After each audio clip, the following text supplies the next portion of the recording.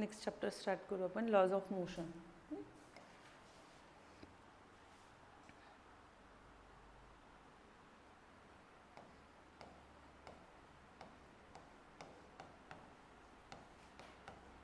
Okay, we know that motion means काय, what is mean by motion?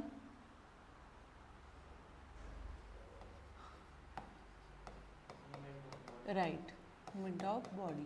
Okay, then laws of motion. First scientist होते Aristotle. So Aristotle यांनी काय सांगितलं होतं, कुठलीही बॉडी एखाद्या रेस्ट पोझिशनला असेल, एक्सटर्नल फोर्स, जसं आपण न्यूटन फर्स्ट लॉ बघितलाच आहे. सो त्यांनी फक्त मेन्शन केलं होतं, प्रूफ करू शकले नव्हते. त्याच्यानंतर आले गॅलिलिओ. सो गॅलिलिओ यांनी काय, एक कुठलाही ऑब्जेक्ट घेतला, फॉर एक्झाम्पल बेंच वगैरे, सो तो ॲज इट इज रेस्ट पोझिशनवर असतो अँड देन त्याला एक्सटर्नल फोर्स अप्लाय केल्यावर तो मोशनमध्ये येतो. राईट. मग हे ॲरिस्टॉटल, गॅलिलिओ आणि यांचे 3 डिवाइडमध्ये केलं ते कोण होते, न्यूटन्स. ओके, मग त्यांनी 3 लॉजमध्ये डिवाइड केलं, Newton's first law, Newton second law and then Newton third law. Okay, मग न्यूटन फर्स्ट लॉ, देन त्याच्यामध्ये होतं इनर्शिया. इनर्शिया मीन्स काय, एखादी बॉडी मुवमेंट म्हणजे मोशनमध्ये येत असेल, एखादी बॉडीची प्रॉपर्टी असेल, राईट, इनर्शिया. सो ती बॉडी एक्सटर्नल फोर्स जरी अप्लाय केला, स्वतः मुवमेंट केल्याशिवाय ती चेंज होईल का, नाही. ऑब्वियसली मी एखादी चेअर सरकवते, अपोजिट फोर्स तर लावणारच आहे ती, राईट. सो तिच्यामध्ये एक्सटर्नल फोर्स अप्लाय करून पण काही प्रमाणात फोर्स अप्लाय जास्त केल्यानं ती बॉडी काय होईल, मोशनमध्ये येईल आणि पोझिशन चेंज करेल. इट वॉज दॅट्स प्रॉपर्टीला काय म्हणतात, inertia. Okay, so inertia means inherent property of all bodies, प्रत्येक बॉडीला inherent property of all bodies virtue of which they can not change in state of rest uniform motion along the straight line, obviously straight लाईनमध्ये, by their own it's call as, म्हणजे जेव्हा ती स्वतः ठरवत नाही तोपर्यंत ती बॉडी चेंज, पोझिशन चेंज करत नाही, देन त्या प्रॉपर्टीला, कुठलीही बॉडी असू दे, काय म्हणतात, इनर्शिया. ओके, मग त्याच्यामध्ये इनर्शियाचे 3 टाइप्स आहे. Inertia at rest first, inertia at rest, then second inertia of motion, inertia of motion and inertia of direction. Okay, rest means त्याच्यामध्येच आपल्याला मिनिंगमध्येच वर्ड कळतं आहे, जेव्हा एखादी प्रॉपर्टी, एखादी inability of body to change by rest, रेस्टपासूनच change होते, so त्याला काय म्हणतात, इनर्शिया ऑफ रेस्ट. देन ते नेक्स्ट कशामध्ये येते, inability of a body change itself in motion, so तिला काय म्हणतात, inertia of motion.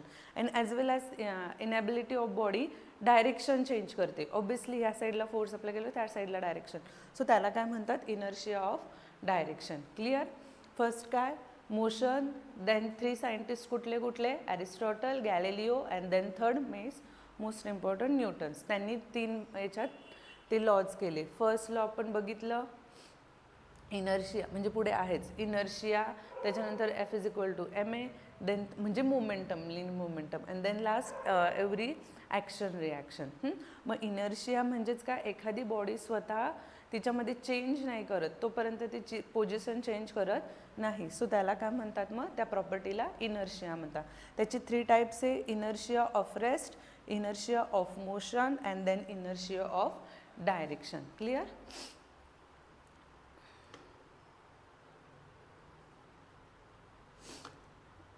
So next आहे force can change.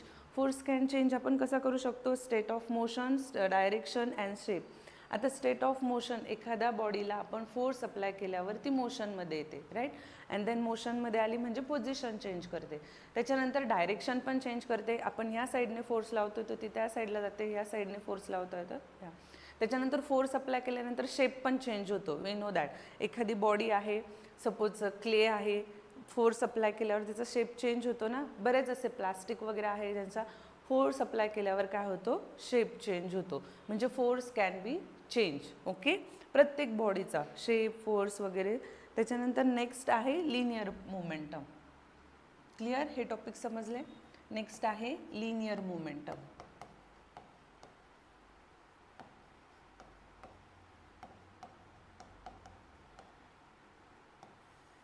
Okay, linear momentum means काय, linear momentum, it is denoted by P, and linear momentum, it is a product of mass and velocity. Okay, mv, linear momentum is denoted by P and it is a product of mass and velocity. For example, आता linear momentum हे काय आहे, suppose एखादी मोठी truck आहे, okay, आणि इकडे छोटीशी बाईक आहे. सो दोघं स्पीडने जात आहे, एकमेकांचं कोलाइड म्हणजे टक्कर झाल्यावर कोणत्या बॉडीमध्ये चेंज होईल, बाईकमध्ये. ती एकतर रिव्हर्स जाईल, ठोकली जाईल किंवा काही होईल. ओके, दोघं स्पीडमध्ये असताना म्हणजे वेलॉसिटी दोघांची मेन्शन केली जाते. ऑब्वियसली मास पण, राईट, का, कारण हिचं मास जास्त आहे, हिचं मास थोडं आहे, राईट, कमी आहे. सो ऑब्वियसली हिचे जे त्याला कोलाइड झाल्यानंतर हिचा फोर्स याला जास्त प्रमाणात लागेल. ओके, ही कुठली तरी बाईक आहे सपोज. बट जेव्हा यालाच काय म्हणतात मग, लिनियर मोमेंटम, त्याच्यामध्ये मोमेंटम होते. बट जेव्हा ही गाडी स्पीडमध्ये आहे, वेलॉसिटी आहे, बट ही काय आहे, रेस्ट पोझिशनला आहे.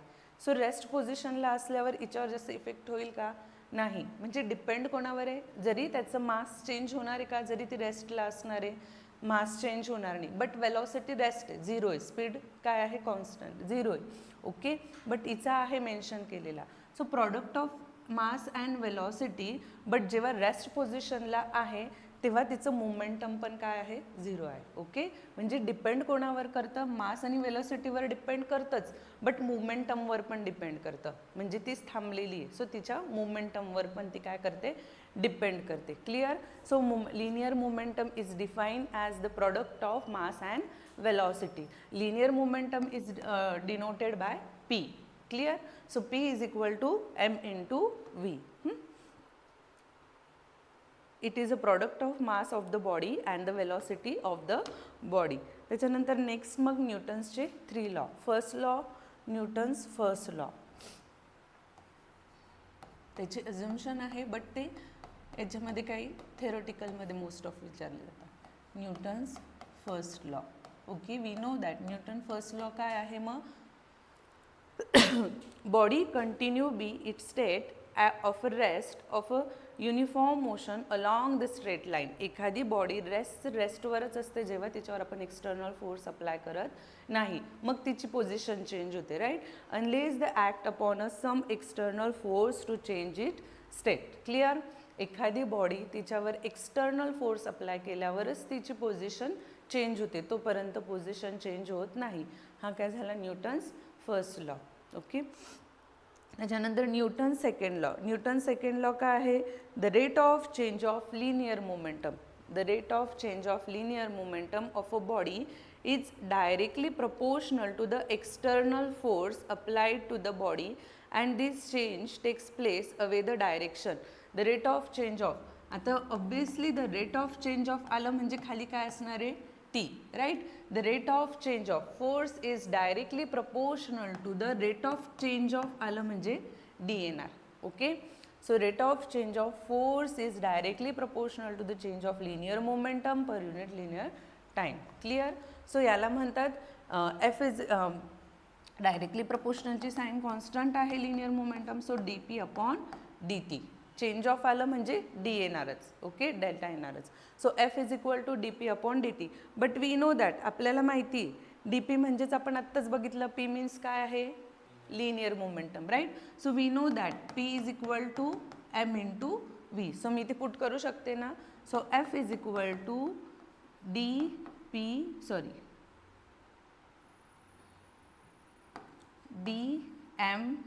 Upon dt. Okay, but linear momentum mass and velocity, but वेलॉसिटीमध्ये पण चेंज असणार आहे ना. वेलॉसिटीमध्ये काय चेंज असणार आहे, किती फायनल अँड देन, बट इथे मास कॉन्स्टंट आहे, देन मास कॉन्स्टंट आहे म्हणजे त्याचं चेंज होणार नाही. मास चेंज होतं का, नाही, बट वेलॉसिटी चेंज होते. आधी कॉन्स्टन्स आहे, देन स्पीड वाढवला म्हणजे वेलॉसिटी चेंज होईल. So F is equal to m dv upon dt, and we know that dv upon dt काय आहे, initial final minus initial. Then final minus initial म्हणजे change होतं, टाइम पिरियड पण change होतो, time पुढे जातो. Okay, so final minus initial, and we know that dv upon dt what, velocity upon time, acceleration. That's it. आलं मग force is equal to m into a. So dv upon t is equal to a. Rate of change of velocity per unit time is called acceleration, right. So मी इथे put करू शकते a and then Newton second law F is equal to m a. Clear. So हा काय झाला आपला Newton's second law. Okay.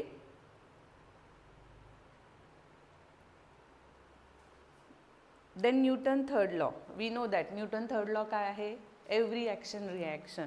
कुठल्याही बॉडीला आपण जेव्हा फोर्स अप्लाय करतो सो ती अपोज फोर्स पण आपल्याला अप्लाय करते.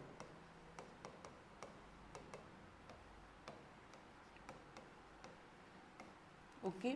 कुठल्याही बॉडीला आपण एक फोर्स, आता सपोज चेअर मला सरकवायची, ती मी टच केल्याबरोबर सरकेल का? किंवा थोडासा फोर्स अप्लाय केल्याबरोबर सरकेल का? नाही.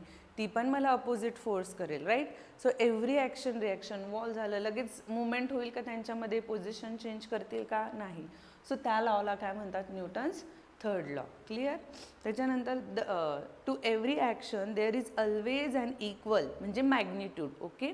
Equal and opposite in direction, then it is Newton's third law. कुठलीही बॉडी काहीही घ्या, ती आपल्याला अपोजिट डायरेक्शनने फोर्स अप्लाय करतेच. आणि देन जेव्हा आपला फोर्स एक्स्ट्रा येतो त्याच्यापेक्षा, तेव्हा ती बॉडी तिची पोझिशन चेंज करते. हा झाला न्यूटन थर्ड लॉ. क्लिअर. त्याच्यानंतर नेक्स्ट आहे inertial frame of reference and non inertial frame of reference.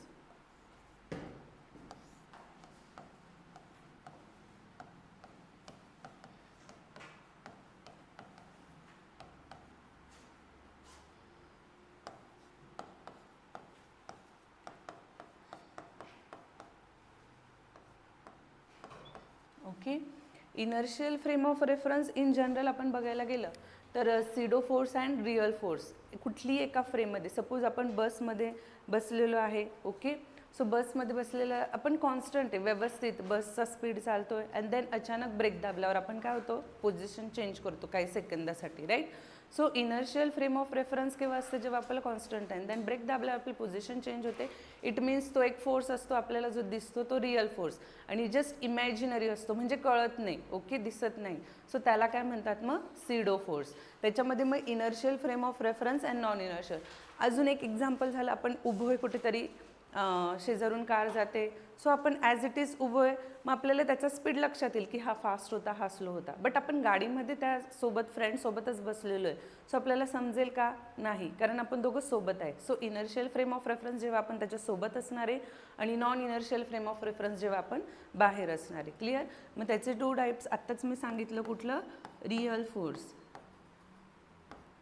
Real force and pseudo force. Okay. So real force म्हणजे काय? Pseudo force it is an imaginary force. त्याच्याच opposite काय असणार आहे? Real force, जो आपल्याला दिसतो. ओके. मग inertial frame of reference and non inertial frame of reference, त्याच्यामध्ये distinguish the body moves with a constant velocity, right.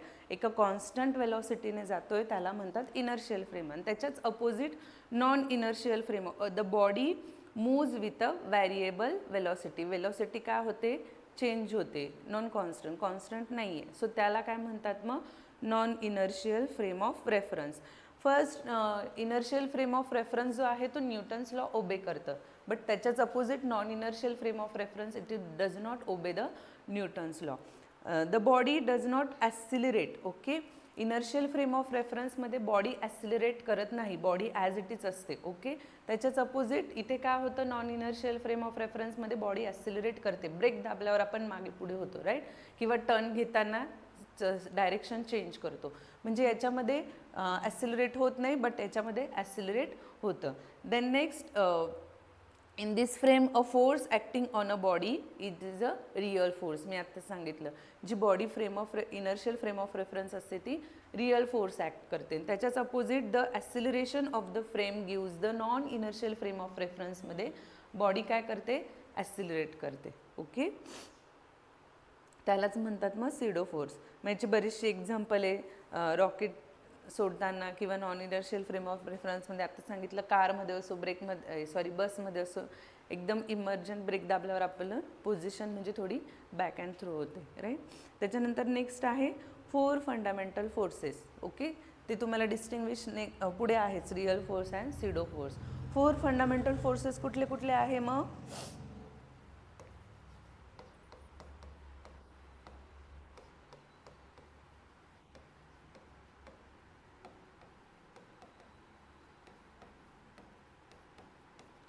Four fundamental forces. First आहे सगळ्यांनाच माहिती ग्रॅव्हिटेशनल फोर्स, राईट. फर्स्ट कुठला आहे? Gravitational force.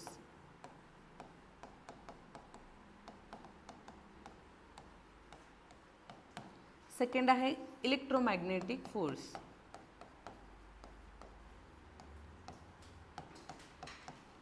And then third आहे strong nuclear force.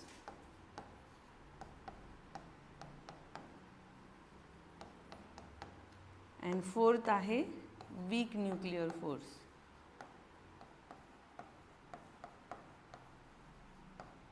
Okay, so we know that gravitational force काय आहे? The rate of change of the force is directly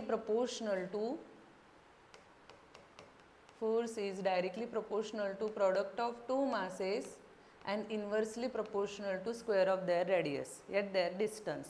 Clear? मग त्याच्यामध्ये ते डायरेक्टली प्रोपोर्शनलचं आपण इक्वल करण्यासाठी कॉन्स्टंट घेतो, तो घेतला आपण जी, जो काय मेन्शन आहे gravitational force. So F is equal to G m1 m2 upon r square, right. हा झाला आपला ग्रॅव्हिटेशनल फोर्स, जो या चौघांमध्ये सगळ्यात वीक फोर्स आहे. ओके, सो काल तुम्हाला कॉन्स्टंट व्हॅल्यू सांगितलीच होती तुम्ही, काय 6.67 into 10⁻⁻11 capital G. Gravitational force चौघांमध्ये सगळ्यात वीकेस्ट फोर्स आहे, राईट. त्याच्यानंतर अजून ग्रॅव्हिटेशनल फोर्सचं डेफिनेशन सांगितली. अजून काय सांगता येईल ग्रॅव्हिटेशनल फोर्समध्ये? तो एक काय आहे? अट्रॅक्टिव्ह फोर्स आहे, राईट. अट्रॅक्टिव्ह फोर्स कसा म्हटला जातो? कारण की कुठलीही बॉडी कुठेही फेका खाली अर्थवर अट्रॅक्ट होणारच आहे. सो तो एक कुठला फोर्स आहे? अट्रॅक्टिव्ह फोर्स आहे. अट्रॅक्टिव्ह फोर्स, त्याची constant value 6.67 into 10⁻⁻11.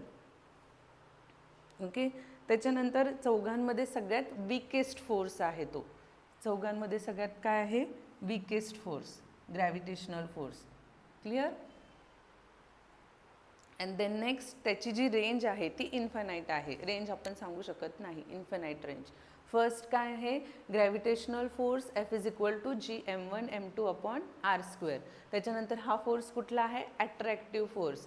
Constant value जीची आहे 6.67 इंटू 10⁻⁻11 आणि सगळ्यात वीकेस्ट फोर्स आहे आणि याची रेंज कशी आहे? इन्फिनाईट. क्लिअर? देन नेक्स्ट आहे इलेक्ट्रोमॅग्नेटिक फोर्स. आता तिकडे कसं अट्रॅक्टिव्हच होतं, बट इकडे काय आहे? अट्रॅक्टिव्ह पण आहे आणि रिपल्सिव्ह पण आहे. इलेक्ट्रोमॅग्नेटिक फोर्स हा अट्रॅक्टिव्ह फोर्स पण आहे अँड रिपल फोर्स पण. फॉर एक्झाम्पल मॅग्नेटचं बघितलं आपण, north and north same side आल्यावर काय होतो? तो रिपल होतो, राईट. बट अपोजिट साईड आल्यावर, नॉर्थ अँड साऊथ आल्यावर अट्रॅक्ट. म्हणजे इलेक्ट्रोमॅग्नेटिक फोर्समध्ये दोघं फोर्स काय आहे? अट्रॅक्टिव्ह पण अँड रिपल्सिव्ह पण. क्लिअर? त्याच्यानंतर ऑब्वियसली इलेक्ट्रोमॅग्नेटिक फोर्स हा स्ट्रॉंग आहे ग्रॅव्हिटेशनल फोर्सपेक्षा. It is a stronger than gravitational force. त्याच्यानंतर त्याच्यामध्ये कुठले कुठले friction of force, normal reaction, tension, हे सगळे फोर्स त्याच्यामध्ये ॲक्ट करतात ग्रॅव्हिटेशनल फोर्समध्ये, इलेक्ट्रोमॅग्नेटिक फोर्समध्ये. त्याच्यामध्ये सगळ्यात त्याची जी रेंज आहे, याची रेंज इन्फिनाईट होती, याच्यात सगळ्यात जास्त रेंज असणार लार्ज रेंज ऑफ इलेक्ट्रोमॅग्नेटिक फोर्समध्ये. कशी रेंज असणार आहे? Large. Okay, large range.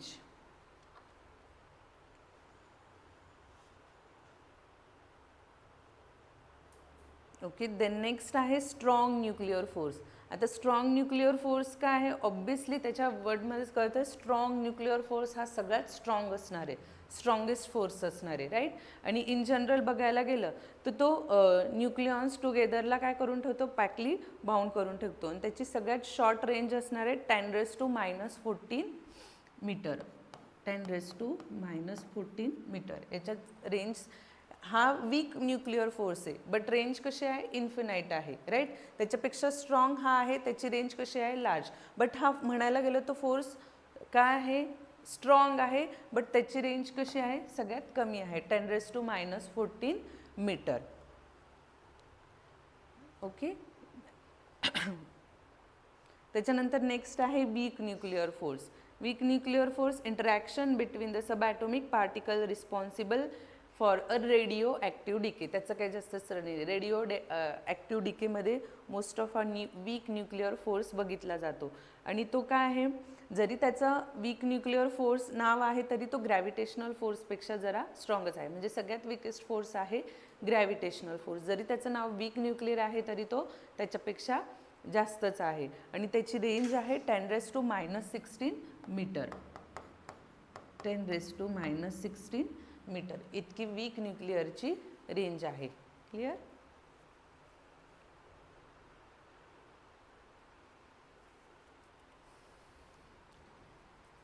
Four fundamental forces: gravitational force, electromagnetic force, strong nuclear force and weak nuclear force. It is attractive force. The range is formula F is equal to G m1 m2 upon r square, then G is equal to 6.67 into 10⁻⁻11. हा attractive force पण आहे, सगळ्यात weak force पण आहे, आणि त्याची range कशी आहे, infinite. Electromagnetic force is a attractive force and repulsive force. त्याची रेंज आहे लार्ज रेंज, आणि तो कसा आहे, त्याच्यापेक्षा ग्रॅव्हिटेशनल फोर्सपेक्षा स्ट्रॉंग आहे. आणि then next strong nuclear force, it is range of 10⁻⁻14 metre, आणि तो सगळ्यात स्ट्रॉंग फोर्स आहे. Okay. And then next weak nuclear force, जरी याचं नाव वीक आहे तरी तो ग्रॅव्हिटेशनल फोर्सपेक्षा स्ट्रॉंग आहे, आणि त्याची रेंज आहे 10⁻⁻16 मीटर. ओके. देन नेक्स्ट आहे contact force and non contact force.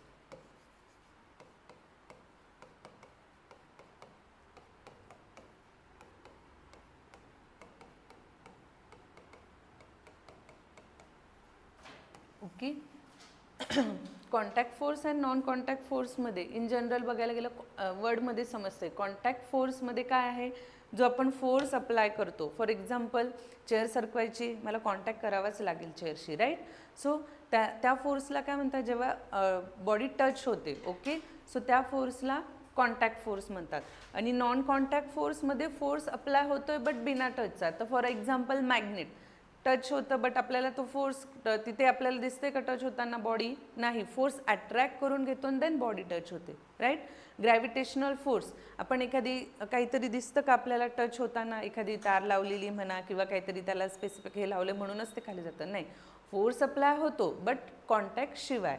So त्या फोर्सला काय म्हणतात मग, नॉन कॉन्टॅक्ट फोर्स. आणि कॉन्टॅक्ट फोर्स स्पष्ट दिसतं की फोर्स अप्लाय होतोय, बिना कॉन्टॅक्टचा होणार नाही, कॉन्टॅक्ट केल्यावरच तो फोर्स लागेल.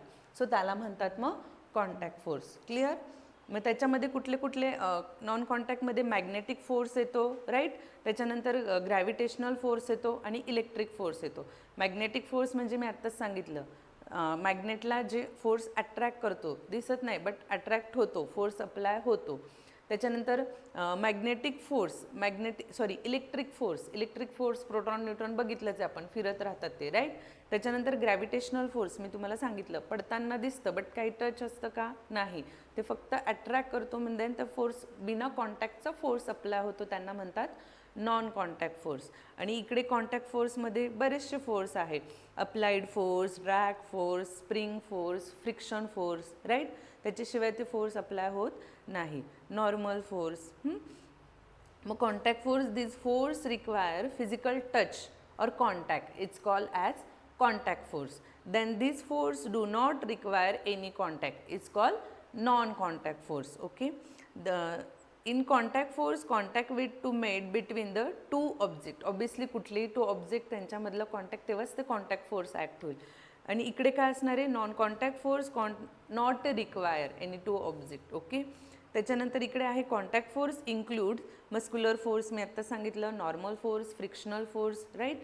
आणि इकडे कुठले कुठले, मॅग्नेटिक फोर्स, त्याच्यानंतर gravitational force and electric force.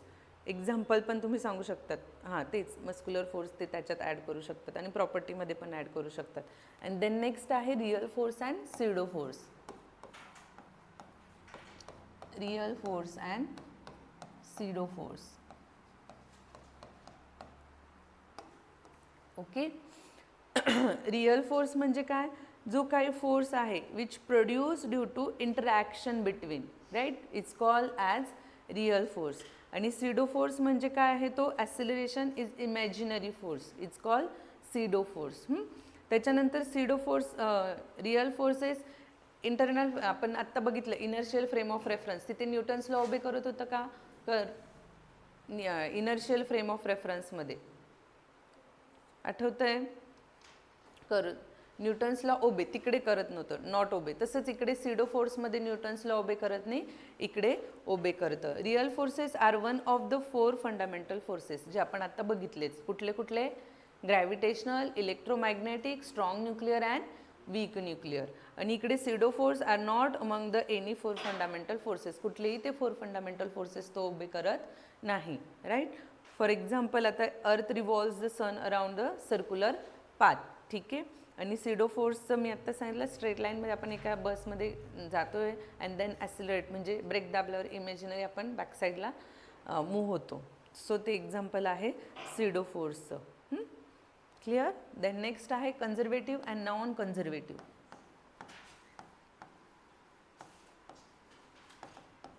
Conservative and non conservative.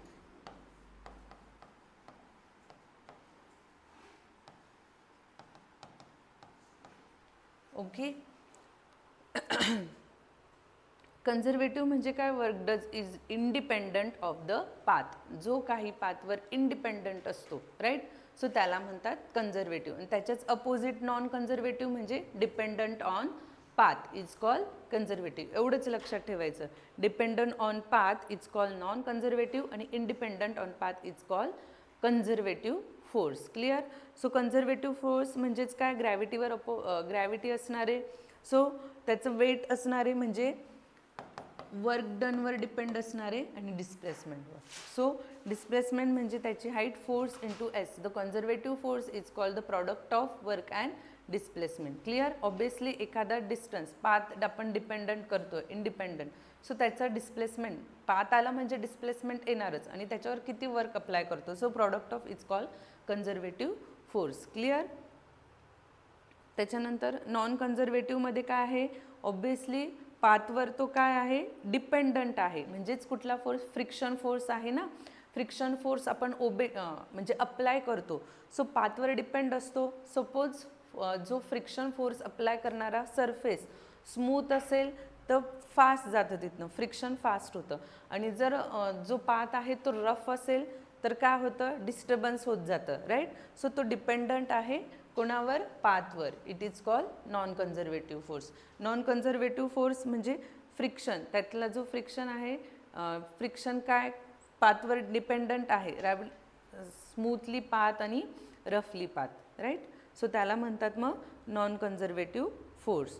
मग आता conservative force work done by or against force independent of actual path, it's called conservative force. आणि if work done by against force dependent of the actual path, it's called conservative force. Then त्याच्यामध्ये अजून कन्झर्वेटिव्हमध्ये काय सांगणार आहे, it is mechanical energy conserve. इकडे mechanical energy conserve करते, इकडे करत नाही, right. So work done is not recoverable. तिकडे जे नॉन कन्झर्वेटिव्हमध्ये वर्क डन रिकवरेबल होत नाही, त्याच्याच अपोजिट इकडे कम्प्लिटली कवर होतं, कारण की तो पाथवर इंडिपेंडंट आहे. मग त्याचे एक्झाम्पल, कन्झर्वेटिव्ह फोर्सचे एक्झाम्पल कुठलं सांगणार, gravitational force and magnetic force कन्झर्वेटिव्हचे, आणि नॉन कन्झर्वेटिव्हचे frictional force and drag force.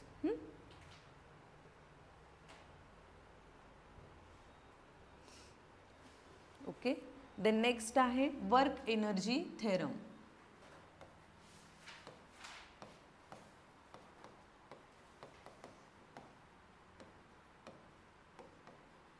Work energy theorem. Okay.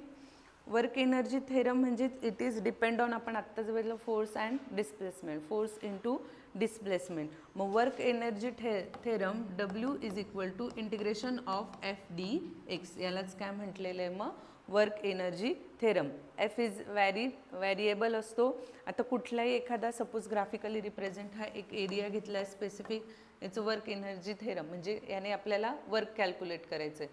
So तो जो एरिया आहे त्याच्यावर किती फोर्स अप्लाय करतोय आणि तो एरिया किती, म्हणजे एरिया जेवढा पण आपण घेतलेला आहे, right, displacement and force. So W is equal to integration of F D X. मग वर्क एनर्जी थेरममध्ये फक्त तुम्हाला हे इक्वेशन इम्पॉर्टंट आहे, W is equal to F D X. Clear.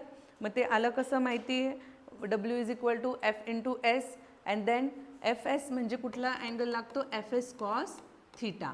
F S cos theta, कारण की आपण बघतोय तो कुठल्या ॲक्सिसला बघतोय, एक्स ॲक्सिसला.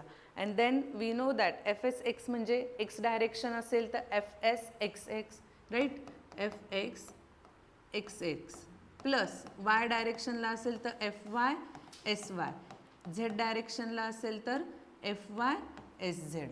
क्लिअर. म्हणजे तिघांचं आपण प्रत्येक डायरेक्शनला आपण बघू शकतो अँड देन त्याच्यावर अप्लाय होते ती kinetic energy. So work is equal to change in kinetic energy म्हणजे delta K E, right, delta K E and delta potential energy also P E. Change of kinetic energy and change of potential energy, आणि दोघांनी मिळून force act करतात. So जो आपल्याला येतो तो F is equal to W is equal to integration of F D X. यालाच म्हटलेलं वर्क एनर्जी थेरम. मग त्याच्यामध्ये कुठली कुठली एनर्जी मेन्शन होते, कायनेटिक एनर्जी आणि potential energy. So we know that kinetic energy म्हणजे काय, जी एनर्जी मोशनमध्ये असते, सो त्या एनर्जीला काय म्हणतात, कायनेटिक एनर्जी. आणि जी एनर्जी रेस्ट असते, राईट, किंवा स्टोअर केलेली असते, तिला म्हणतात पोटेन्शियल एनर्जी. याचे बरेचसे एक्झाम्पल आहे. कुठली, आता फॅन फिरतोय म्हणजे ती कुठली एनर्जी आहे, मोशनमध्ये, राईट. सो ती झाली कायनेटिक एनर्जी. जी एनर्जी कशामध्ये असते, मोशनमध्ये असते, तिला म्हणतात कायनेटिक एनर्जी. आणि पोटेन्शियल एनर्जी म्हणजे जी एनर्जी स्टोअर केलेली असते, रेस्ट असते, तिला म्हणतात potential energy. Energy possessed by a body by virtue of its motion is called as kinetic energy. Clear. And then potential energy possessed by the body by virtue of its position. Okay. बरेचसे example आहे. आता mobile चालतो केव्हापर्यंत चालतो, जोपर्यंत त्याची battery charging असते, right. कुठलीही गोष्ट घ्या, जोपर्यंत चार्ज असतो तोपर्यंत चालतं, म्हणजे एनर्जी काय केलेली असते, आपण स्टोअर केलेली असते. सो त्या एनर्जीला काय म्हणतात मग, पोटेन्शियल एनर्जी.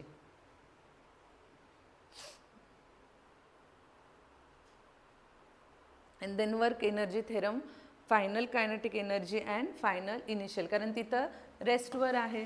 सो फायनल जी आपली कायनेटिक एनर्जी असणार आहे ती कुठली, फायनल. ऑब्वियसली आपण काय घेतो, फायनल मायनस इनिशियल, राईट. मग पोटेन्शियल एनर्जी तर काय आहे, स्टोअर आहे, राईट. मग so kinetic energy final minus kinetic energy initial. हे पण काय आहे, वर्क एनर्जी थेरममध्ये. W is equal to F D X and W is equal to K F I आणि के एफ एनर्जी म्हणून इथे ई पण घेऊ शकतो आपण. Kinetic energy final minus kinetic energy initial. So the work energy theorem state that the net work done equals the change in its kinetic energy. Clear? Then next आहे conservation of energy. Next topic, conservation of energy. Fast होतंय का तुम्हाला? नाही ना? Conservation of energy.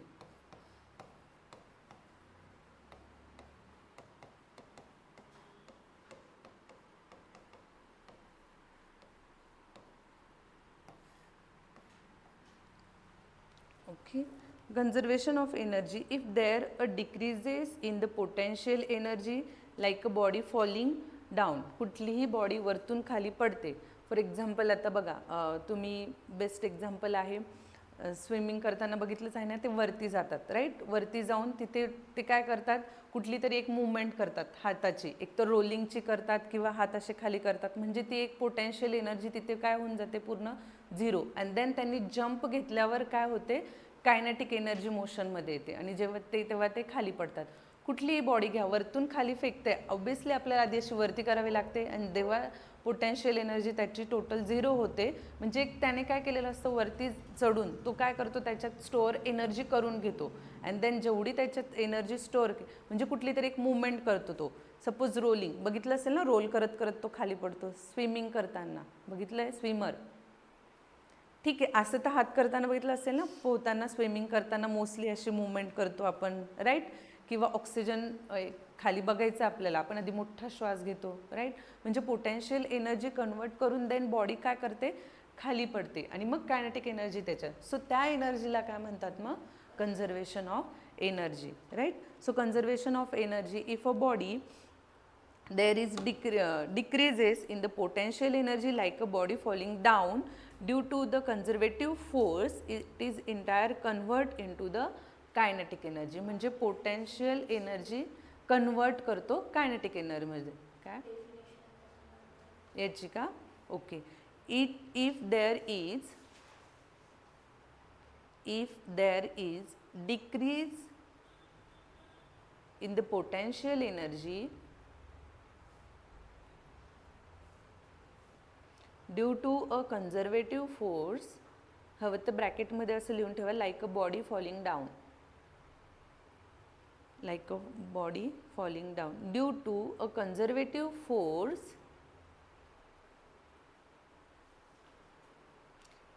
it is entirely converted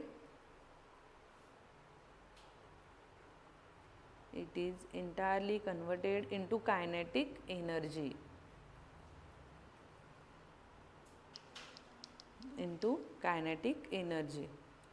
okay. मग kinetic energy obviously total energy, potential energy plus kinetic energy.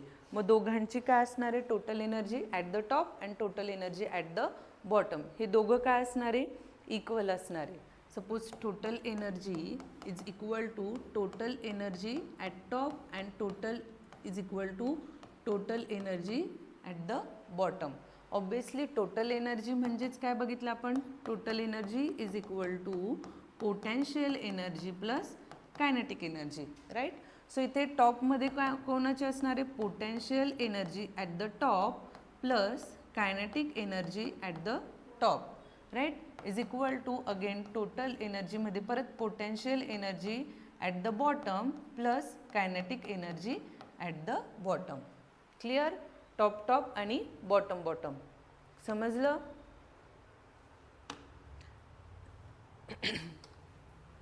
मग दोघांची total म्हणजे obviously bottom bottom and top top.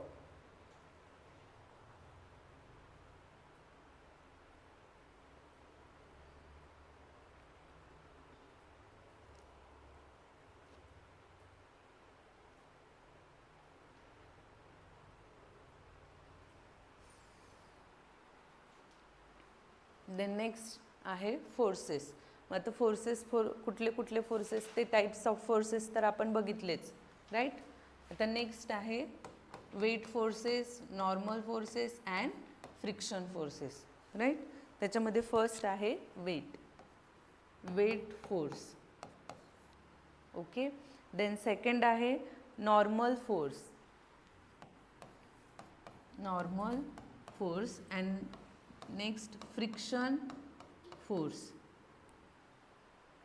Normal force and friction force. Obviously weight force एखाद्याचं वेटवर depend असतं, त्याची gravity, म्हणजे suppose त्याच्या मासवर डिपेंड असतं. सो mg, ग्रॅव्हिटी अँड मास.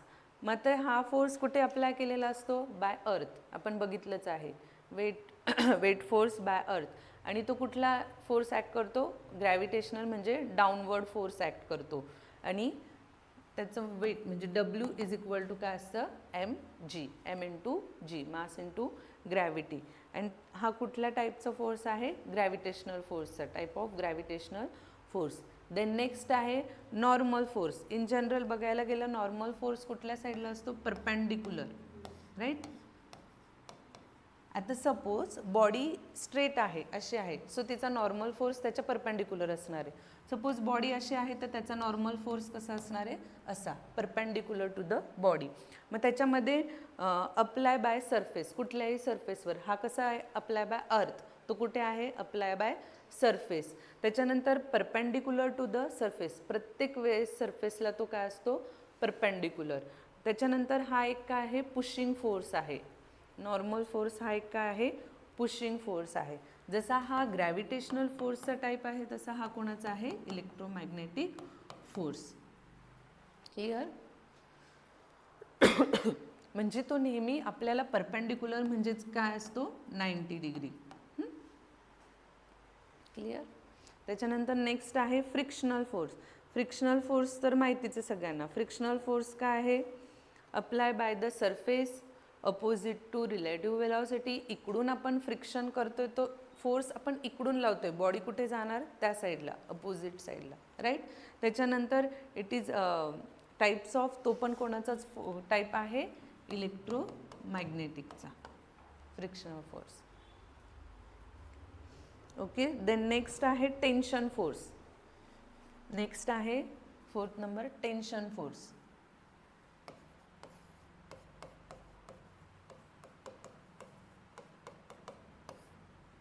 तुम्ही स्प्रिंग मास ऑसिलेटरचं प्रॅक्टिकल बघितलंच असेल, right.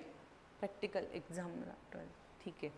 Spring mass oscillator obviously वरती रिजिड सपोर्ट आहे, राईट.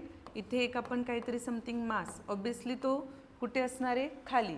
मग आपण स्प्रिंग असल्यावर त्याच्यावर टेन्शन येणार, राईट. म्हणजे अटॅच करताय म्हणजे इथे काय येणार, त्याच्यावर जो अप्लाय होणार तो tension force. Clear. Apply by string along the string. And हा एक कुठल्या प्रकारचा फोर्स आहे, फ्रिक्शन कसा पुशिंग आहे तसा हा काय आहे, पुलिंग फोर्स आहे. ओके. आणि हा पण कोणाचा टाईप ऑफ फोर्स आहे, इलेक्ट्रोमॅग्नेटिकचाच. क्लिअर. फ्रिक्शन फोर्स हा पुशिंग आहे, हा काय आहे, पुलिंग फोर्स आहे. अप्लाय ऑन सेम स्ट्रिंगवर अप्लाय होतोय, along also string. And then types of electromagnetic force.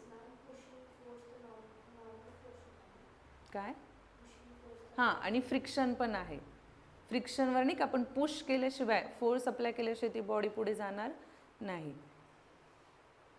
त्याच्यानंतर नेक्स्ट आहे, मी आत्ता सांगितलं स्प्रिंग मास ऑसिलेटरचं spring force. Spring force, rigid सपोर्टला आपण स्प्रिंग अटॅच केलेली समथिंग काहीतरी एक ब्लॉक mg. मग तर तो पण काय आहे, जसा हा अप्लाय स्ट्रिंग होता, राईट. हा अप्लाय काय आहे, स्प्रिंग आहे, applied on spring. Okay. String and spring. त्याच्यानंतर टुवर्ड्स द मीन पोझिशन. आता टुवर्ड्स ऑब्वियसली स्प्रिंग अटॅच केलेली आहे म्हणजे ही त्याची काय झाली, मीन पोझिशन झाली. क्लिअर. ही मीन पोझिशन झाली. आणि जेव्हा मी त्याच्यावर फोर्स अप्लाय करेल, ओढेल अँड देन सोडेल, राईट. सो तो काय होईल, ऑसिलेट होईल इथं. मग extreme position, again extreme position आणि सेंटरला असणारे मीन पोझिशन. म्हणजे जोपर्यंत ते स्प्रिंग ऑसिलेट करत राहील, स्प्रिंग काय होत राहील, extreme position, negative, positive and mean position. कुठलीही आपण जर पेंडुलम बघितला आहे, राईट. सो पेंडुलम पहिले जेव्हा सेंटरला असतो ती त्याची काय असते, मीन पोझिशन. अँड देन तो आपण इकडं घेतला आणि सोडला म्हणजे ही त्याची झाली negative extreme position, positive extreme position. Obviously तो इकडून गेला तरी मीन पोझिशनला येणार आहे आणि इकडून आला तरी मीन पोझिशनला येणारच आहे. तसंच स्प्रिंग फोर्सचं असतं. ओके. त्याच्यानंतर हा एक व्हेरिएबल फोर्स आहे आणि हा पण कोणाचा टाईप आहे, इलेक्ट्रोमॅग्नेटिक. सगळे इलेक्ट्रोमॅग्नेटिक फर्स्ट सोडला तर.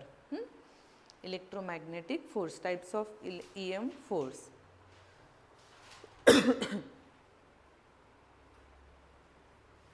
ओके. देन नेक्स्ट आहे collision. We know that collision, कुठल्याही दोन बॉडी येतात, टक्कर घेतात, सो त्याला कोलाईड होणं म्हणतात आणि त्यांच्या प्रॉपर्टीला कोलिजन्स म्हणतात, राईट. सो कोलिजन, मग त्याच्यामध्ये पण 2 टाईप्स आहे, elastic collision and non elastic collision. त्याच्यामध्ये फर्स्ट आहे मग इलॅस्टिक कोलिजन.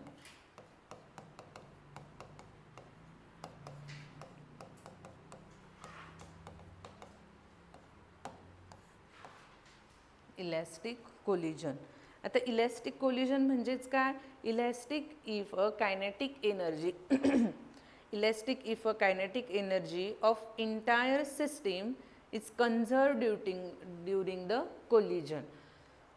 तुम्ही ते बॉल्सचा कुठला गेम असतो बघा, ते स्ट्रिंगने असं बॉल पुश करतात, बघितलंय?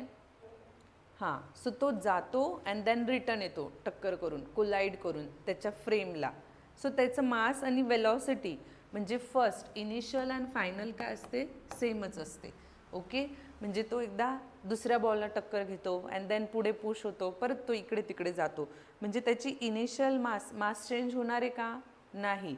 त्याच्यानंतर फायनल अँड इनिशियल चेंज होणार आहे का? नाही. तो जाऊन परत इकडे तिकडे टक्करच करतो. So M1 M2 M1 V1 so M2 V2 ही काय झाली त्याची initial. And then next M1 V1 आणि M2 V2 म्हणजे दोघी पोझिशन कशा असणार आहे? सेमच असणार आहे. सो त्याला काय म्हणतात मग? Elastic collision.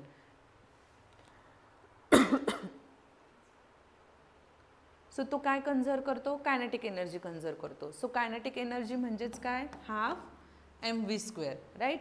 So half M1 V1 square plus half M2 V2 square. Same, नंतरचं पण सेमच असणार आहे. M1 V1 square plus half M2 V2 square. Initial and final सेमच असतं.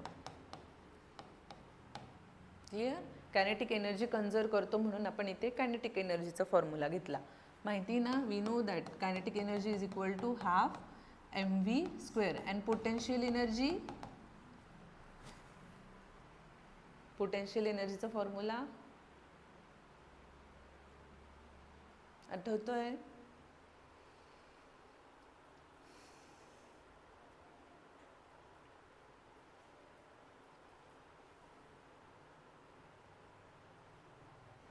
नाही आठवत आहे?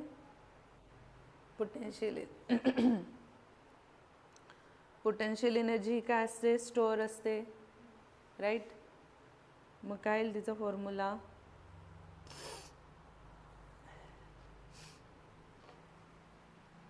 mgh. ओके, लक्षात ठेवा. कायनेटिक एनर्जी mv² आणि potential energy mgh. Then next आहे इलॅस्टिक कोलिजन. नंतर second type inelastic collision. आता इन इलॅस्टिक कोलिजनमध्ये काय होतं? याच्यामध्ये जसं सेम होतं, बट इन इलॅस्टिक कोलिजनमध्ये it is not equal to. Okay, कधी कमी कधी जास्त. जसं इलॅस्टिक कोलिजनमध्ये हे सेम असतात, बट इन इलॅस्टिक कोलिजनमध्ये it is not equal to. Collide नंतर सपोज कोलाईड नंतर काय होतं? एखादा ऑब्जेक्ट दुसरीकडे जातो, एखादा ऑब्जेक्ट इकडे जातो, राईट? इलॅस्टिक कोलिजनमध्ये दोघं ऑब्जेक्टचे कोलाईड होऊन सेम वेने जातात. बेस्ट एक्झाम्पल, इलॅस्टिक कोलिजनमध्ये दोन ज्या काही ऑब्जेक्ट आहेत त्यांचं कोलाईड होऊन ते सेम वेने जातात, म्हणून त्यांचं इनिशियल फायनल सगळं काय असतं?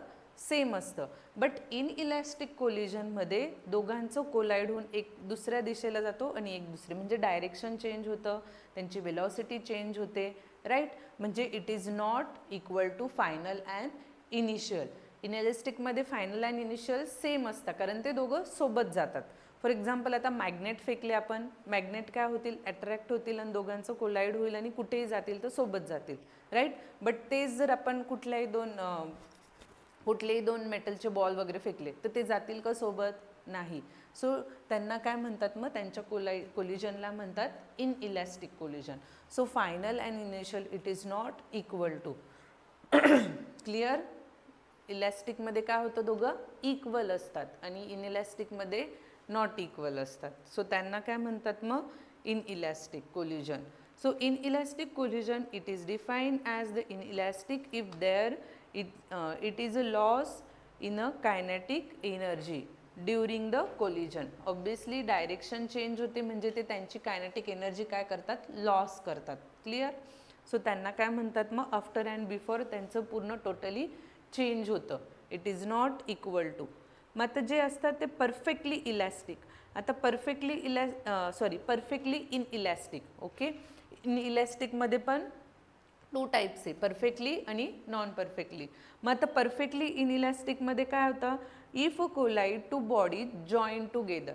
आता आपण क्ले घेतले राईट, जसं मी मॅग्नेट पण सांगितलं, क्ले घेतले ते काय करतात, जॉईंट होऊन जातात. दोन कार टक्कर झाली, ऑब्विसली लगेच वेगळ्या होतील का त्या, नाही. म्हणजे मग ते काय आहे, परफेक्टली इन इलॅस्टिक कोलिजन. त्यांची चेंज तर होणार आहे, फायनल अँड इनिशियल चेंज होणार आहे, बट ते काय होतात, जॉईंट टुगेदर. सो त्यांना म्हणतात इन इलॅस्टिक कोलिजन. बाकी equation same. If colliding bodies join together after collision to be perfectly inelastic collision. Clear. जेव्हा ते कोलाइड झाल्यानंतर जॉईन होतात त्यांना म्हणतात perfectly inelastic collision. Clear. Then next आहे कोएफिशियंट ऑफ रेस्टिट्यूशन. म्हणजे फक्त प्रॉपर्टी विचारलं जातं किंवा डेफिनेशन. नेक्स्ट हेडिंग टाका, coefficient of restitution.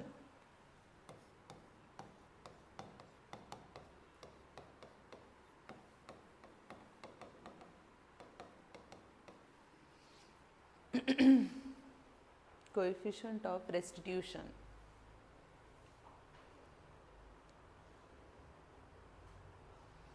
For a collision of two objects, the negative of the ratio, for a collision of two objects, the negative of ratio of relative velocity of a separation, relative velocity of a separation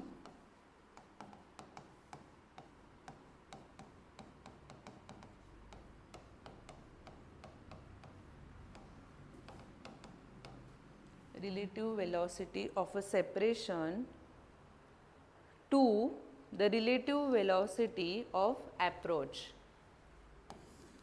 to the relative velocity of approach. It's called coefficient of restitution. Okay. The coefficient of restitution is defined as the ratio of relative velocity of separation to the relative velocity of approach. It's called as coefficient of restitution. Okay. Suppose आपण जे perfectly in elastic असतात त्यांच्यामध्ये coefficient of restitution 0 असते. Elastic असतात त्यांच्यामध्ये E is equal to 1 असतं. And then इन इलॅस्टिकमध्ये 0 and then greater than E and then greater than 1. So coefficient of separation separate होत आहे म्हणजे V2 minus V1, V2 minus V1. Okay. And then approach करणं म्हणजे त्यांच्यातली जी वेलॉसिटी आहे फायनल मायनस आपण इथे इनिशियल घेतले, सो इथे पण U2 minus U1. Clear. So velocity, relative velocity approach final minus relative velocity initial. Clear. And then relative velocity separation final minus relative velocity initial. It is call काय आहे मग, coefficient of restitution. मग त्याच्यामध्ये elastic बॉडीजमध्ये, elastic कोलिजनमध्ये coefficient of restitution काय असतं, E is equal to 1. कोणामध्ये, इलॅस्टिकमध्ये. इलॅस्टिकमध्ये कोएफिशियंट ऑफ रेस्टिट्यूशन असतं E इज इक्वल टू 1. त्याच्यानंतर इन इलॅस्टिकमध्ये असतं, इन इलॅस्टिकमध्ये आता E इज इक्वल टू 1 याच्यामध्ये काय असतं, हा 0 पेक्षा जास्त अँड 1 पेक्षा कमी. ओके. अँड देन परफेक्टली इन इलॅस्टिकमध्ये कोएफिशियंट ऑफ रेस्टिट्यूशन असतं 0. परफेक्टली इन इलॅस्टिक मध्ये E असतो म्हणजे कोएफिशियंट ऑफ रेस्टिट्यूशन असतं 0. क्लिअर. इलॅस्टिकमध्ये असतं E इज इक्वल टू म्हणजे इलॅस्टिकमध्ये coefficient of restitution E is equal to 0. इन इलॅस्टिकमध्ये 0 then is less than E is less than 1 and then perfectly inelastic मध्ये E is equal to 0 म्हणजे perfectly मध्ये coefficient of restitution totally 0 असतं नसल्याबरोबर.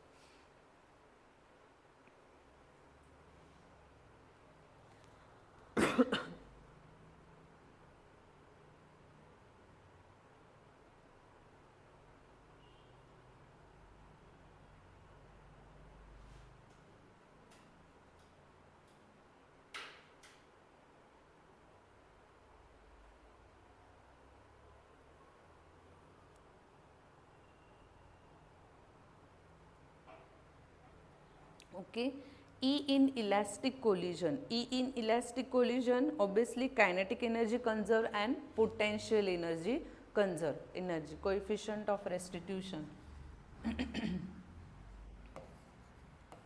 E in elastic collision. Okay, E in elastic collision, it means आता कुठली energy conserve होते, kinetic energy and potential energy. आपण आत्ताच बघितलं kinetic energy and potential energy. So त्यांचं इक्वेशन काय येतं दोघांमधनं common m1. So m1 obviously kinetic एनर्जीचा फॉर्म्युला काय आहे mv square. So final v1 square minus u1 square. Okay, and then सेकंडचं काय येणार, it's equal to m2 v2 square minus u2 square. Clear. याला इक्वेशन 1 म्हणूया. इक्वेशन 1 कोणाचं आहे हे, kinetic energy conserve and then potential energy conserve. आता potential energy conserve याच्यामध्ये काय येणार, सेम, फक्त इथे फायनल येणार, पण तिथे काय येणार v1 u1, तिथे आपण स्क्वेअर बघितला का नाही. So m1 u1 minus v1 is equal to m2 u2 minus v2. Okay, हे झालं पोटेन्शियल एनर्जी इज कन्झर्व. याला म्हणूया इक्वेशन 2. ओके, याच्या आधीचं तुम्हाला लिहायची काही गरज नाही, जे आपण आता इक्वेशन बघितलेच आहे. So equation 1 divide by 2.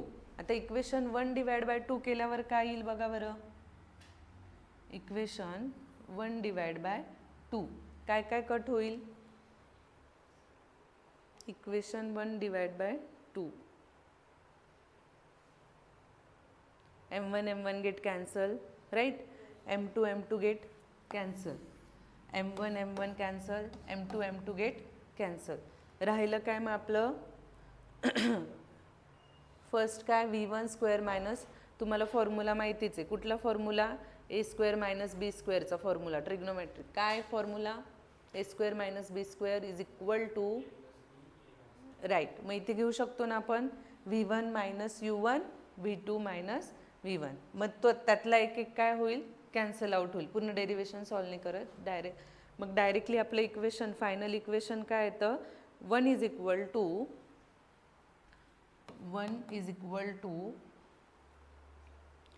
v2 minus v1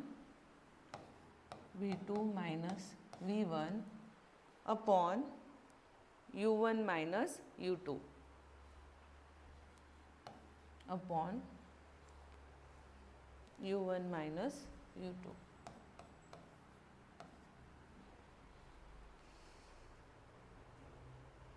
okay, so we know that, आपण बघितलंच आहे, जेव्हा इन इलॅस्टिक इलॅस्टिकमध्ये काय बघितलं होतं आपण, सॉरी परफेक्टली इन इलॅस्टिकमध्ये काय बघितलं इलॅस्टिकमध्ये कोएफिशियंट ऑफ रेस्टिट्यूशन किती होता, इलॅस्टिकमध्ये कोएफिशियंट ऑफ रेस्टिट्यूशन किती होता, लिहून दिलं होतं ना, तीन सांगितले ना, elastic coefficient of restitution E is equal to 1. So आपल्या इथे 1 येतोय, म्हणजे coefficient of restitution in E is equal to इलॅस्टिकमध्ये काय आहे 1. सो इथे 1 आला ना आपला. सो मग आपण ई इन इलॅस्टिकमध्ये काय येईल, v2 minus v1 upon u1 minus u2. That's it. हेच काय आहे आपलं E inelastic collision. Clear. तुम्ही घरी हवं तर सॉल्व करून बघा. याचा आपण A plus B and A minus बीचा फॉर्म्युला यूज केला आहे. सो इथे काय v1 minus u2 u1 and v1 plus u1, आणि मग त्यातला एक हा एक काय होईल, कॅन्सल होईल, तो एक शिल्लक राहतो, राईट. अँड देन मग ते परत आपण काय करतो, रिअरेंज करतो left side and right side, आणि मग त्याचं आपलं इक्वेशन येतं 1 v2 minus v1 and u1 minus u2. And we know that coefficient of restitution in इलॅस्टिकमध्ये काय आहे, E is equal to 1. So आपलं 1 आलाच आहे. आणि मग ई इन इलॅस्टिक कोलिजनमध्ये आपला E is equal to v2 minus v1 upon u1 minus u2. Clear? So हे झालं आपलं E in elastic collision.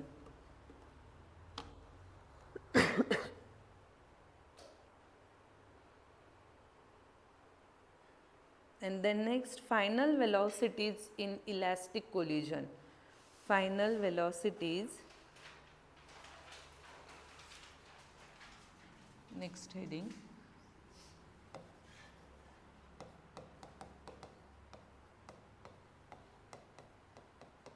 Final velocities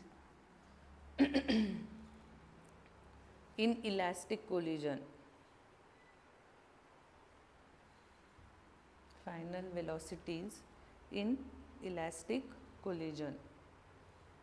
okay, आता फायनल वेलॉसिटीज इन इलॅस्टिक कोलिजनमध्ये फर्स्ट आहे त्याच्यामध्ये if the body are of equal masses, म्हणजे identical, जेव्हा त्यांचे मासेस इक्वल असतात ऑब्वियसली त्यांची वेलॉसिटी पण काय असणार आहे, इंटरचेंज, म्हणजे काय असणार आहे, equal. So m1 m1 is equal to m2.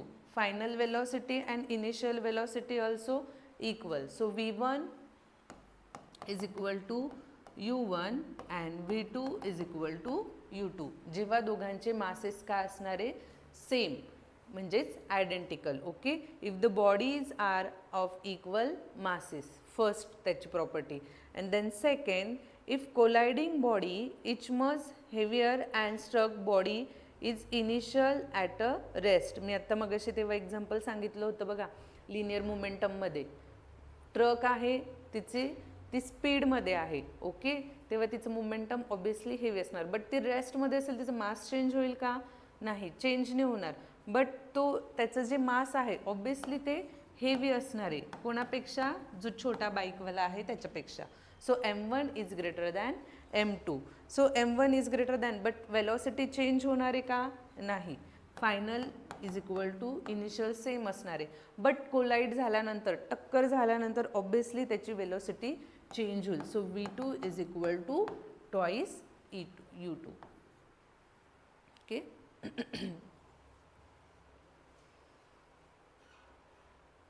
third, the body which is struck is much heavier than the colliding body and equal initially at rest. आता इथे इनिशियली ॲट रेस्ट होतं, बट बॉडी हेवियर होती, इथे काय असणार आहे, struck. म्हणजेच काय असणार आहे इथे, थर्ड प्रॉपर्टी, इथे m1 is greater than m2 होतं, इकडे काय असणार आहे, m2 is greater than m1. So m1 is less than m2, नंतरचं मास जास्त असणार आहे. ओके, म्हणजेच काय, मग त्याच्यामध्ये इकडे u1 0 होता, ओके, सॉरी u2 0 होता, तिकडे पण u2 0 येणार आहे, बट तो काय होणार आहे, निगेटिव्ह टर्मला जाणार आहे. म्हणजे इकडे v1 इज इक्वल टू काय असणार आहे, मायनस u1, कारण की तो अपोजिट डायरेक्शनला जाईल ना, जेव्हा बॉडी रेस्ट असेल त्याला कोलाइड होईल आणि अपोजिट डायरेक्शनला जाईल, म्हणून इथे काय घेतलं आपण, minus u1. Okay, and then minus u1 म्हणजेच u2 इज इक्वल टू काय असणार आहे,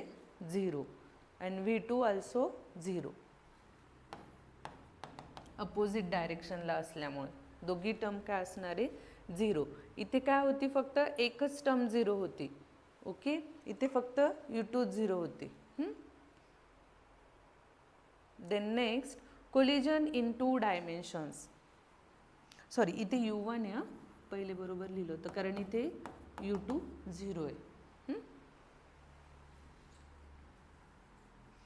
कोलिजन इन 2 डायमेन्शन.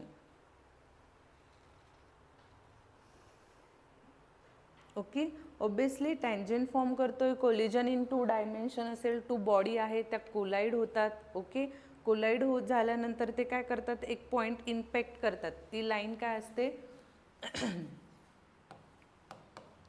सपोज ही एक बॉडी आहे आणि कोलाइड झाली ही एक बॉडी, सो ते टँजंट फॉर्म करतात. क्लिअर, टँजंट फॉर्म करतात, मग त्याला इम्पॅक्ट होतो त्या पॉईंटवर. कुठला पॉईंट, सपोज कुठलाही एक स्पेसिफिक पॉईंट घेतला आपण, इथे अँगल चेंज होतो. ओके, 2 बॉडीचा, सो त्याला म्हणतात मग 2 डायमेन्शनच्या बॉडी. ऑब्वियसली कुठली 2 बॉल्स घेतले, ते कोलाइड झाले, ऑब्वियसली त्यांचे डायरेक्शन नंतर चेंज होतील, टँजंट फॉर्ममध्ये जातील, अँगल पण चेंज होईल. म्हणजेच काय, perpendicular to the common tangent through the point of impact is called as the line of impact. Okay. And then मग त्याच्यामध्ये आपण बघितलं इलॅस्टिकमध्ये सगळं काय असणार आहे, same m1v1 plus m2 v2 is equal to m1v1 plus m1u2. जसं आपण इलॅस्टिकमध्ये बघितलं, मास सेम असणार आहे, फायनल वेलॉसिटी सेम असणार आहे, and then initial velocity also same. त्याच्यानंतर internal mutual forces excited during impact which is responsible for the momenta are acting along the this line. आता त्याच्यामध्ये अँगल चेंज म्हणजे m1u1, suppose इथे कुठला घेतला आपण, अल्फा. ओके. सो त्यांच्यातला जो साईड जो असणार आहे, आपण आधीच्या याच्यात बघितलं ना, m1v1 plus m2v2 is equal to m1u1 plus m2u2.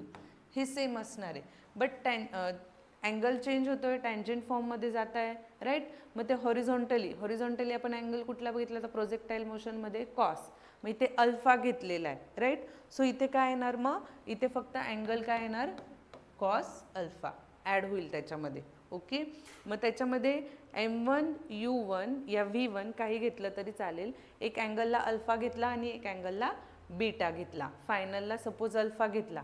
आता इथे काय येईल मग, m1 सपोज इथे u घेतला, u1 cos alpha 1 plus m2 u2 cos alpha 2. Okay. And then next घेतला, नेक्स्ट याचा beta, so m1 v1 cos beta 1 plus m2 v2 cos beta 2. Okay. फक्त हा फॉर्म्युला लक्षात ठेवायचा, cos alpha 1 alpha 2 and beta 1 beta 2. Final and initial कुठलेही घ्या, एक तर फायनल u1 घ्या किंवा v1 घ्या, तसं काही नाही, तुम्ही फक्त तिथे मेन्शन करा. m1 u1 cos alpha 1 plus m2 u2 plus cos alpha 2 is equal to m1 v1 cos beta 1. So यालाच काय म्हटलेलं आहे मग, कोलिजन इन टू डायमेन्शन्स.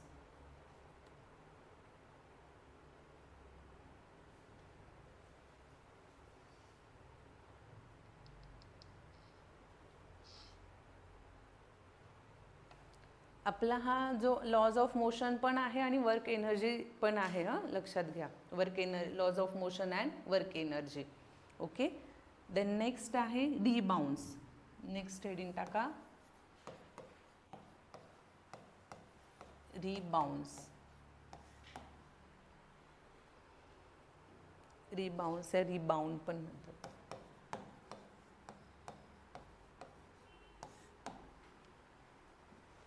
एक छोटा मोबाईल असायचा, त्याच्यावर गेम बघितलाय तुम्ही, रिबाउंसचा, तो बॉल जायचा वरती, अप्पर डाऊन, गेम माहितीच असेल ना सगळ्यांना. तो बॉल म्हणजे सपोज एक पाथ घेतला, एक बॉल, सो तो वरती जातो, परत खाली येतो, आणि परत देन बाउन्स होतो, परत खाली येतो आणि परत काय होतो, बाउन्स होतो. बरेचसे असे फुटबॉल्स वगैरे, मला नाही माहिती बॉल्सचे टाईप, पण होतात ना ते, बाउन्स होतात बघा. मग त्यांना बाउन्स म्हणजे रिबाउन्स काय आहे, height of the ball after nth rebound. Okay. आपण किती पण बाउंड घेऊ शकतो, त्याच्यामध्ये मेन्शन केलं नाही. सो त्याचा फॉर्म्युला आहे hn इज इक्वल टू रिबाउंडचा height of the ball after nth rebound e raise to 2nh0. Okay. मग सपोज आपण फर्स्ट बाउंड घेतला. ओके. आपण काय घेतला, हा इथून बाउन्स गेला, हा फर्स्ट आहे. Okay. So n is equal to 1, म्हणजेच फॉर्म्युला काय येणार, बट तो पोझिशन कुठल्या याला, सेकंडला जातोय, म्हणजे n इज इक्वल टू 1, म्हणजेच काय येईल, h1 is equal to e raise to, bounce कुठल्या लाईनला जातोय, सेकंडला, म्हणजे h नंतर 1 नंतर काय येणार, 2, बाउन्सिंग 2ला जातोय, आणि इथे काय येणार, h1. क्लिअर, समजलं. म्हणजे एक बाउंड झालं. सपोज सेकंडला गेलो आपण, म्हणजे n इज इक्वल टू 2, कळतंय, n is equal to 2, then h2 is equal to e raise to, bounce कुठला जातो, थर्ड याला. इथे कसं 1 होतं तर सेकंडला गेला, आता बाउन्स कुठल्या याला जातोय, 3ला, सो h 2.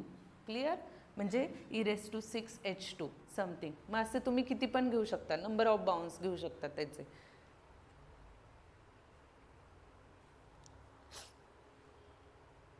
सो ह्यालाच काय म्हणतात मग, height of the ball after nth rebound. Height of the ball after nth rebound. Clear? ह्या फॉर्म्युल्यावर बरेचसे न्यूमेरिकल्स विचारले जातात. त्याच्यानंतर नेक्स्ट आहे impulse.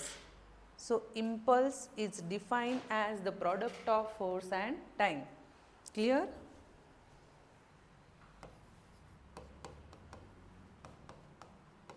Impulse is defined as the product of force and time.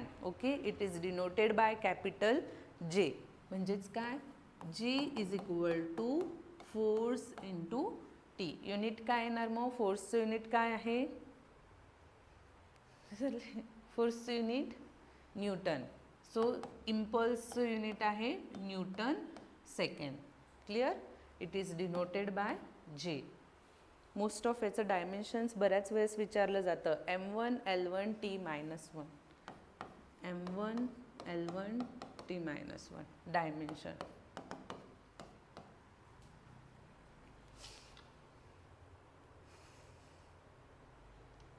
Okay. Then impulse also change in linear momentum. Momentum आपण काय बघितला होता, G is equal to change in linear momentum. Momentum is equal to काय formula बघितला होता, P is equal to mv. Right? So इथे same change होत आहे म्हणजे final and initial. Final minus initial. So we consider mass of u म्हणजे final and mass of v म्हणजे change नाही ना, इनिशियल. mu minus mv. म्हणजे जर आपण ग्राफिकली रिप्रेझेंट बघितलं, सो कन्सिडर करू आपण फायनल जो घेतो तो. ओके. फायनल सपोज इथे u घेतला तर इथे u येईल, फायनल v घेतला तर v येईल. mu minus mv. इथे v आहे. ओके. इथे v आहे कारण की linear momentum is the product of mass and velocity. But velocity change आहे. चेंज म्हणजेच final minus initial. Okay. And then आपण ग्राफिकली रिप्रेझेंट बघितलं force with respective time F and T versus. कसा येणार तो त्याचा, एफ अँड टी. कुठलाही suppose एक एरिया घेतला. ओके. सो इम्पल्स डायमेन्शन पण इम्पॉर्टंट आहे त्याच्यामध्ये. देन नेक्स्ट आहे torque. We know that torque. Torque म्हणजे काय, rotational analogue of a force is called as torque. Torque हे अँग्युलरमध्ये काय आहे, टॉर्क. आणि लिनियरमध्ये काय आहे, कशाला म्हणतात टॉर्क, आत्ताच सांगितलं मी.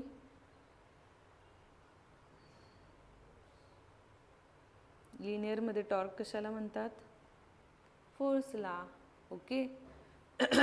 So torque is defined as the rotational analogue of a force. ठीक आहे. मग obviously torque is equal to R into F. Relation between linear and angular आपण काय करतो, multiple bye R.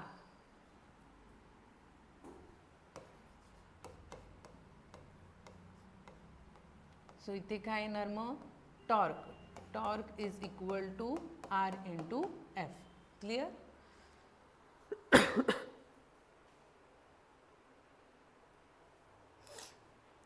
In vector फॉर्ममध्ये. सो हा वेक्टर फॉर्ममध्ये येतं, हे पण R bar F bar.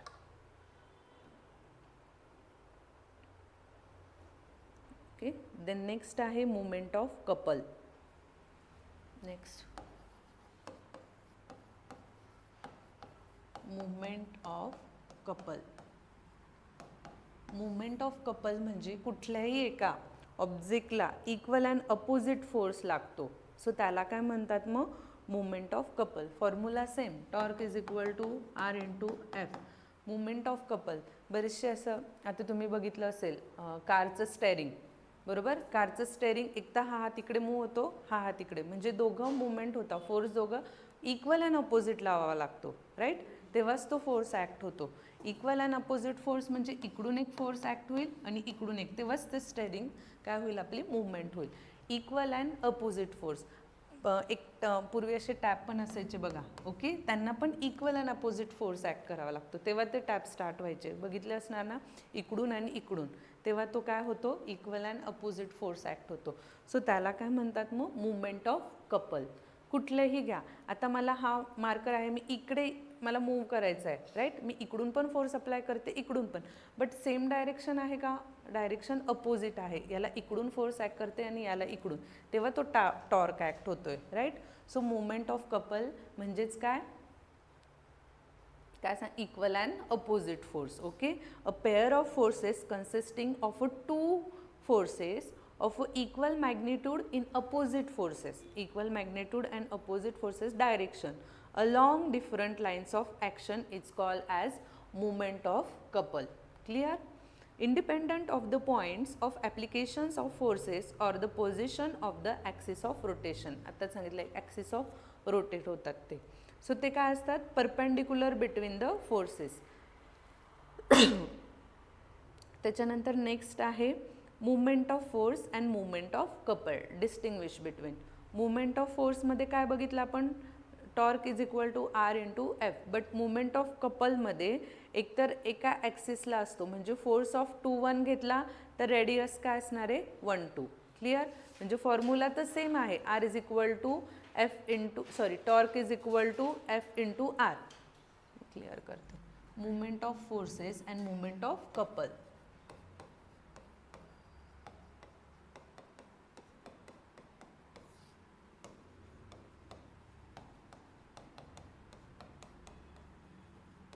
Okay, इकडे काय बघितलं आपण, torque is equal to R into F. But इकडे काय आहे, इक्वल अँड अपोजिट फोर्सेस. म्हणजे इक्वल अँड अपोजिट फोर्सेस इकडे काय असणार आहे, R12 इंटू F1. म्हणजे force acting R12 and F1. आणि अजून एक फोर्स ॲक्ट होतो आपला R21 इंटू F2. क्लिअर? म्हणजे रेडियस फर्स्ट आहे तर फोर्स पण फर्स्ट आहे, रेडियस सेकंड आहे तो फोर्स पण सेकंड आहे. त्याच्यानंतर movement of force depends upon a axis of rotation. R21, आता सपोज रेडियस 1-2 ॲक्सिस, तुम्ही ते डायरेक्शन बघितले असेल ना मेजरमेंट आणि त्याच्यामध्ये, ओके. R12 म्हणजे फोर्स आपण ॲक्ट करतोय, आपण इकडच्या साईडला जातोय डायरेक्शनला. सो रेडियस ऑफ इकडून इकडे जातोय, R1 कडून 2 कडे जातोय. सो फोर्स पण काय असणार आहे, इकडे जाणारा F1 आहे. सो तिकडून इकडे येतोय म्हणजे 2 कडून 1 कडे येतोय. क्लिअर? म्हणजेच तो अपोजिट डायरेक्शनला जातो ना. आता हा फोर्स असा ॲक्ट होतोय, राईट, म्हणजे 1 कडून कुठे जातोय, 2 कडे जातोय, म्हणून आपण 1-2 घेतला. सो F1 कन्सिडर केला. त्याच्यानंतर ही नीफ इकडे आली, मग परत इकडून इकडे जातोय, म्हणजे 2 कडून 1 कडे येतोय. तुम्ही हे 2 नाही लिहिला तरी चालेल, 1 नाही लिहिला तरी चालेल, पण ॲक्ट करताना आपल्या लक्षात आलं पाहिजे म्हणून आपण 1-2 घेतला आहे. क्लिअर? त्याच्यानंतर हा जो आहे मुवमेंट ऑफ फोर्स काय आहे, depends upon the axis. Obviously तो ॲक्सिसवर डिपेंड आहे आणि तो काय आहे, इंडिपेंडंट आहे. त्याच्यानंतर can produce translational acceleration. Translational acceleration म्हणजेच काय, linear acceleration. Translational acceleration also if the axis of rotation not fix. त्याचं ॲक्सिस ऑफ रोटेशन असतं पण ते फिक्स नसतं. तिकडे काय आहे, ॲक्सिस ऑफ रोटेशन ओनली, म्हणजे ते फिक्स असतं. त्याच्यानंतर can be balance proper single forces, आणि तिकडे त्याच्या opposite can be balance only by another and equal opposite forces. Balance करतो की नाही आपण फोर्सेस, वजन काटा बघितला असेल ना, सो तो बॅलन्स करतो. इकडे बॅलन्सचा काही इश्यू नसतो. सो तो काय झाला, मुवमेंट ऑफ फोर्स आणि मुवमेंट ऑफ कपल. त्याच्यानंतर नेक्स्ट आहे, किती पॉईंट्स राहिले, 4-5 पॉईंट राहिले. काय करू नेक्स्ट लेक्चरला, mechanical equilibrium, centre of mass and centre of mass झालं की सेंटर ऑफ ग्रॅव्हिटी. हे 4-5च पॉईंट राहिले. ठीक आहे, काही डाऊट आहे याच्यामध्ये, कुठले कुठले पॉईंट बघितले. फर्स्ट कुठले सायंटिस्ट होते ते, Aristotle, Galileo and Newton. Aristotle आणि गॅलिलिओ यांनी फक्त कन्सेप्ट मांडलं होतं की एखादी बॉडी रेस्टवर असेल तिच्यावर एक्सटर्नल फोर्स होतो, बट प्रूफ कुणी दिलं? न्यूटन्स यांनी. आणि ते थ्रीमध्ये काय केले? डिवाइड केले. Newton first law, Newton second law आणि न्यूटन थर्ड लॉ. मग त्याच्यामध्ये इनर्शियामध्ये म्हणजे काय? एखाद्या बॉडीला स्वतः तिच्यामध्ये काही बदल आणण्याशिवाय ती चेंज होत नाही. ओके, आता मी ठरवलं तू उठ, पण तुला उठायचं असेल तर तू उठशील ना, राईट? सो त्याला काय म्हणतात? Best example inertia. मग इनर्शियाचे 3 टाईप्स बघितले: inertia rest, inertia motion, inertia direction. तिन्ही याच्यात ती इनर्शिया रेस्ट असते, इनर्शिया मोशनमध्ये पण असते आणि इनर्शिया डायरेक्शनमध्ये पण असते. Then next Newton's first law, we know that movement. त्याच्यामध्ये काय आहे? Law of inertia. ओके, एखादी बॉडीवर एक्सटर्नल फोर्स अप्लाय केल्याशिवाय ती पोझिशन चेंज करत नाही. हा झाला Newton first law. Newton second law, it is a product of mass and velocity, म्हणजेच काय? Momentum, right? सो मोमेंटमवर म्हणजेच मास आणि वेलॉसिटी, आणि ते आपण स्टेटमेंट प्रूफ केलं होतं. देन आलं होतं आपलं force is depend on mass and acceleration, कारण की V/T आलं होतं. अँड देन V/T म्हणजेच काय आहे? V/T, velocity per unit time. The rate of change of velocity per unit time is called as acceleration. So force काय बघितलं होतं? Force is equal to dP/dt. So P is equal to mv, right? So mv, V is equal to V/T is equal to A. So मग आपण इथे पीच्या जागी काय put केला? mv पुट केला होता. चेंज मास कॉन्स्टंट आहे म्हणजे dV/dt आलं, म्हणजेच acceleration. And then Newton second law आलं होतं आपलं, mass and acceleration. Clear? And third law, we know that every action reaction. बरोबर? कुठलीही बॉडी आपण तिला अपोजिट हे करतो तर ती पण आपल्याला अपोजिट फोर्स